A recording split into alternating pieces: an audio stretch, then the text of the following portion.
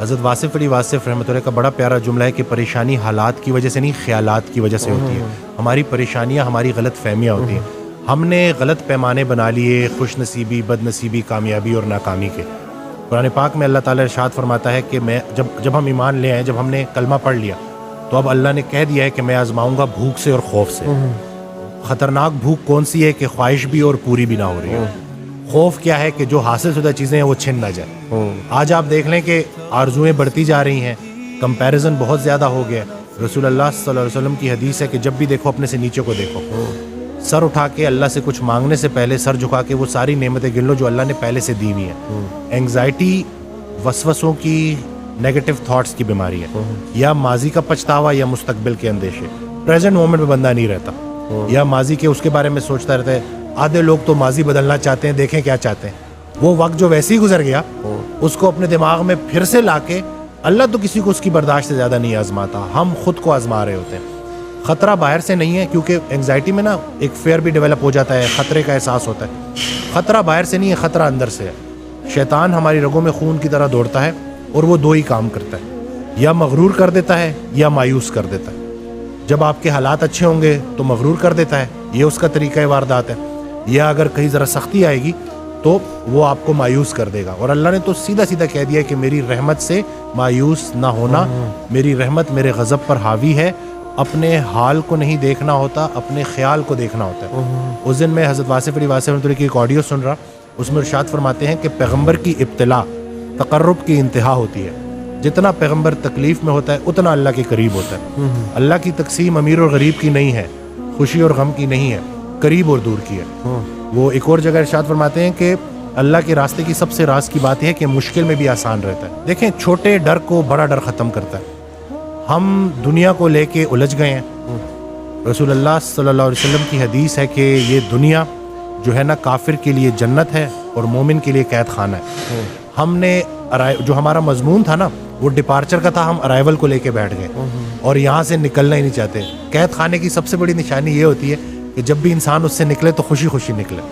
تو فضل یہ نہیں ہے کہ انسان موت سے بچ جائے، فضل یہ ہے کہ موت آسان ہو جائے. جو زندگی اللہ نے رکھی ہے آسانی کے ساتھ، اللہ کی ذکر کے ساتھ، رسول اللہ صلی اللہ علیہ وسلم کی محبت کے ساتھ اور انسان کی خدمت کے ساتھ گزرے. یہ جو ہم آرٹیفیشل ہو گئے ہیں نا، مصنوعی ہو گئے ہیں، کہ جیسے ابھی آپ نے بڑی پیاری بات کی کہ آدھا مسئلہ تو سننے سے حل ہو جاتا ہے. ہم سفر ہم خیال ہو جائے تو منزل آسان ہو جاتی.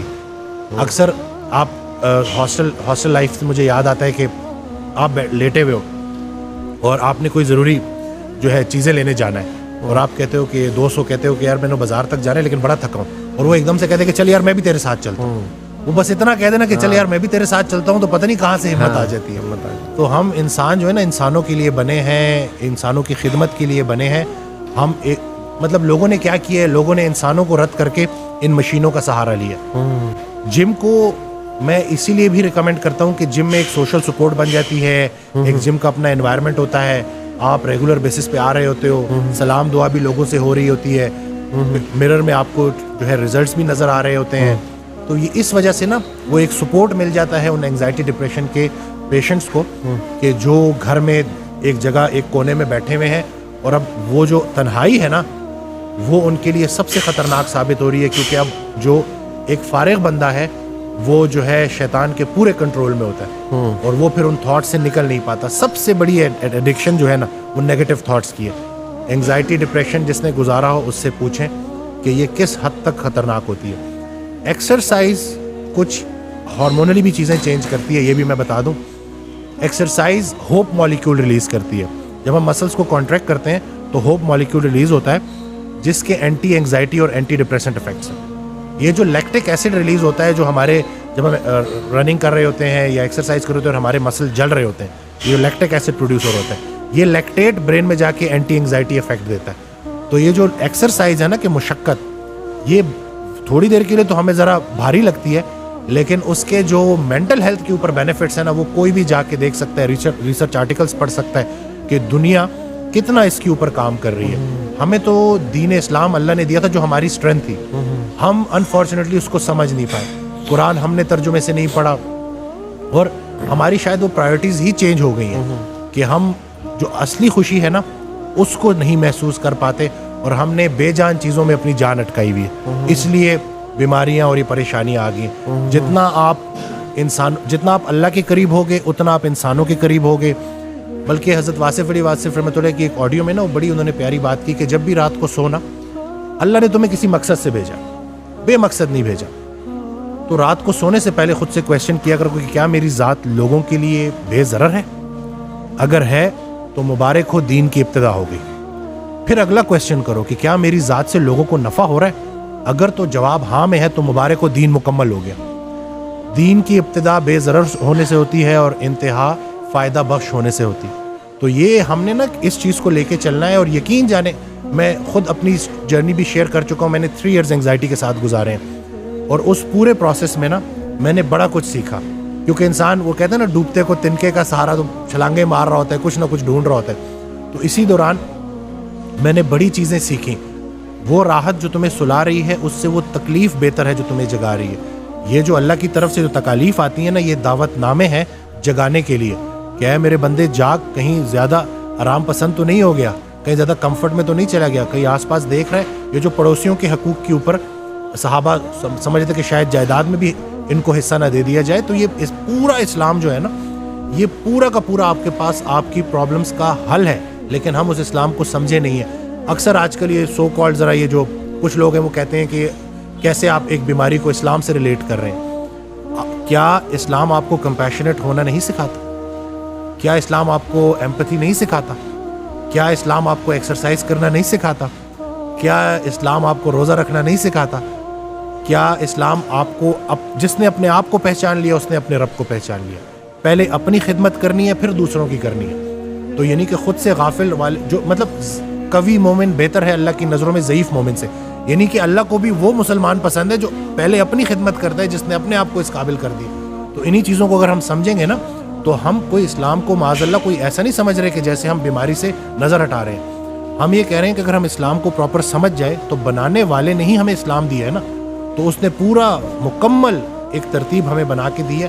بس ذرا سا ہم اس کے اوپر عمل کرنا شروع کریں گے تو انشاءاللہ ہماری زندگیوں میں آسانی ہے. واصف علی واصف رحمۃ اللہ سے ایک شخص نے پوچھا کہ مجھے کیسے پتہ چلے گا کہ اللہ مجھ سے کتنا راضی ہے؟ انہوں نے جواب دیا کہ جتنا تم اللہ سے راضی ہو اتنا اللہ تم سے راضی ہے. خود سے پوچھو کہ کہیں تم نے اللہ سے گلے تو نہیں شروع کر دیے؟ پہلے تھوڑے انعام ہوئے ہوئے ہیں اللہ کے آپ کے اوپر. ہمارا سب سے بڑا مسئلہ یہ ہے کہ ہم کمپیریزن کر رہے ہیں. Comparison is a colour of joy. ہم جب تک کمپیریزن نہیں چھوڑیں گے ہم نے موجود لمحے پہ راضی رہنا. بلکہ نفس مطمئنہ کے متعلق ان سے کویشچن ہوا نا کہ یہ کیسے اچیو کی جا سکتی ہے, یہ ہے کیا؟ تو انہوں نے ایگزامپل دی کہ مثال کے طور پہ اللہ تعالیٰ آپ کو 2 دن کے لیے آپ کی زندگی کا کنٹرول دے اور 2 دن بعد وہ کنٹرول واپس لے اور آپ سے پوچھے کہ کیا کیا بدلا, اور آپ بولو کہ یا اللہ آپ سے بہتر میری زندگی کون چلا سکتا ہے, جوں کی تو واپس لوٹا دی. تو یہ نفس مطمئنہ ہے. اور یہ اگر ہم سمجھ جائیں نا کہ اللہ تعالیٰ ہمیں جس مشکل سے گزار رہا ہے, نہیں آتی کوئی پریشانی اس وقت تک جب تک وہ بڑی پریشانی کو ٹالنے نہ آئی ہو. ایمان وسوسے کی نفی کرتا ہے. جتنا اے ایمان والوں مزید ایمان لے کے آؤ. یہ کیوں ہے؟ کیونکہ جب تک یہ لائف ہے نا ٹرائلز آتے رہیں گے, مشکلات آتی رہیں گی, آسانی آتی رہے گی. جس نے اندھیرا نہیں دیکھا وہ روشنی کو کیسے دیکھ پائے گا؟ یہ دونوں, خیر کا خالق بھی اللہ ہے, شر کا خالق بھی اللہ ہے. بہت سارے لوگ نا جو گناہوں میں مبتلا ہو جاتے ہیں اور پھر وہ نا امید ہو جاتے ہیں, کیونکہ گناہ کے ذریعے شیطان کیا کرتا ہے کہ آپ کا دعاؤں پر سے یقین چھین لیتا ہے کہ اتنے گناہ ہو گئے ہیں اب کیا ہو سکتا ہے. حالانکہ اللہ تعالیٰ قرآن میں آپ کو بالکل ڈیفرنٹ بات بتا رہا ہے. وہ تو یہ تک کہہ رہا ہے کہ میں چاہوں تو تمہاری برائیوں کو نیکیوں میں کنورٹ کر دوں. تو تمہیں کس چیز نے جو ہے پریشان کیا ہوا ہے؟ خیال درست ہو جائے نا, منظر خیال بدل جائے تو منظر بدل جاتا ہے. لیکن لوگوں کا بیٹھنا, لوگوں میں اپنی سنگت کو دیکھنا کہ آپ کن لوگوں میں بیٹھ رہے ہو, کوئی ایک انسان اللہ کے حوالے سے منتخب کر لو اور اس کی بات ماننا شروع کر دو. میں تو یہی سمجھا. بلکہ وہ اکثر کہا کرتے تھے کہ جو صرف اللہ کو مانتا ہے نا اور انسانوں کو نہیں مانتا وہ شیطان بھی تھا. جب اللہ نے کہا کہ سجدہ کر, نے کہا میں نہیں کرتا, میں صرف آپ کو مانتا ہوں. ٹھیک ہے, تو راندہ درگاہ ہو گیا. تو یہ چیز سمجھنی ہے کہ آپ کی لائف میں دین کے اعتبار سے کوئی استاد ہے کہ نہیں ہے, جو آپ کا کام ہے اس سے ریلیٹڈ کوئی استاد ہے کہ نہیں ہے. یہ جو بے استاد لوگ ہیں نا, ڈاکٹر گوگل شریف نے جو ہے یہ بڑا کام خراب کیا ہے کہ اب لوگ گھر بیٹھے خود سے ڈاکٹر بن رہے ہیں. ایک چیز جو گوگل آپ کو نہیں دے سکتا وہ ہے ایکسپیرینس, وہ ہے تجربہ. جتنا علم اطاعت سے ملتا ہے اتنا کسی کتاب سے نہیں ملتا.